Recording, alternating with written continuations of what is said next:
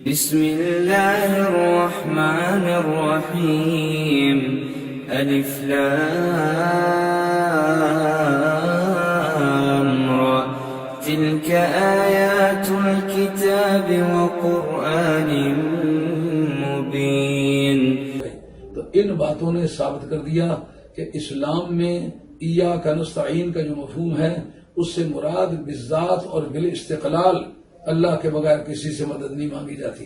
یہ سمجھے کہ یہ بندہ جو میری امداد کرے یہ خدا ہے، یہ حرام ہے، اور یہ دعا یہ استغاثہ کرنا، یہ مدد مانگنا شرک ہے۔ مگر کسی وقت اللہ کے بندے سے اللہ کا بندہ سمجھ کے امداد مانگے تو کوئی مذاق کا نہیں، جیسا کہ حضرت سلیمان علیہ السلام اپنے حاضرین سے کہتے ہیں میں یاتی بھی ارشا کہ تخت بلقیس کون اٹھا کے لائے گا، مجھے یہ بتاؤ کہ ذات باری تعالیٰ اس وقت بھی موجود ہے کہ نہیں؟ یقیناً موجود ہے۔ خدا لا سکتا ہے کہ نہیں لا سکتا؟ یقیناً لا سکتا ہے۔ پھر ان کو کیوں کہا؟ ان کو اس لیے کہا کہ یہ میرے نوکر ہیں، خدمتگار ہیں، جو کام میرے نوکر بھی کر سکتے ہیں، میں خدا سے کیوں کہوں؟ تو وہاں یہ جو لفظ بولا جاتا ہے کہ استمداد جو ہے یہ کسی کو متصرف فی الامور ماتحت الاسباب سمجھ کے مانگے جائے تو مذاق کا نہیں۔ یہ بتاؤ ماتحت الاسباب ہے یا مفوق الاسباب ہے؟ ماتحت الاسباب کے تو یہ معنی ہے کہ ٹرک دیتے، ساتھ انجینئر دیتے، جا کے اس کو تخت کو کھولو اور ان ٹرکوں میں لاد کے لے آؤ، تو یہ تو ماتحت الاسباب تھے۔ اب نہ جانے کا کوئی سامان ہے، نہ آنے کا کوئی سامان ہے، نہ کوئی انجینئر ہے، نہ کوئی کھولنے والا ہے، نہ کوئی باندھنے والا ہے، اور کتنی ہی کمروں میں وہ تخت بند ہے۔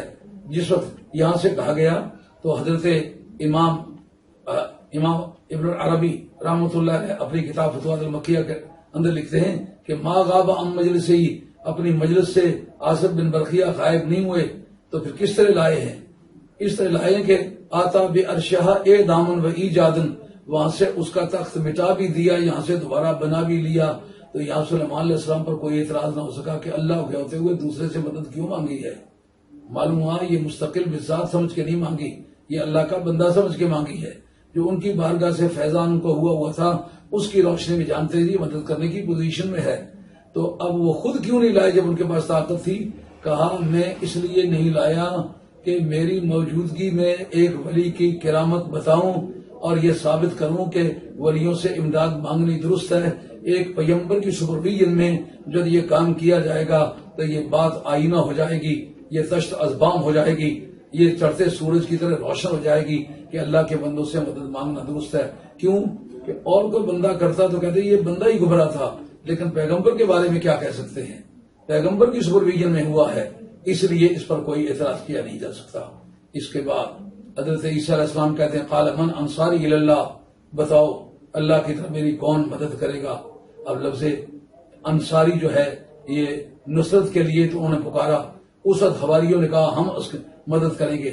نہ اللہ نے اس کو منع کیا، نہ نبی کو اس کی تنبیہ کی، اور نہ اسلام نے اس کے بارے میں کوئی مداخلت کی، جس کا معنی یہ ہے کہ اللہ کے بندوں سے بروقت ضرورت خدا کا بندہ سمجھ کے امداد مانگنا درست ہوتا ہے۔ اس وجہ سے ایاک نعبد و ایاک کی تفسیر میں وہ معنی نہیں بنتے جو دور حاضر کے دانشور نے پیدا کرنے کی کوشش کی ہے۔ یہ دور حاضر کے تازہ ترین معانی ہیں جو اخذ کرنے کی کوشش کی گئی ہے۔ نہ یہ کتاب اللہ کا منشا ہے، نہ سنت رسول اللہ کا منشا ہے، نہ صحابہ اور تابعین اور اولیاء امت میں یہ عقیدہ پایا گیا ہے۔ یہ دور حاضر کا عقیدہ ہے۔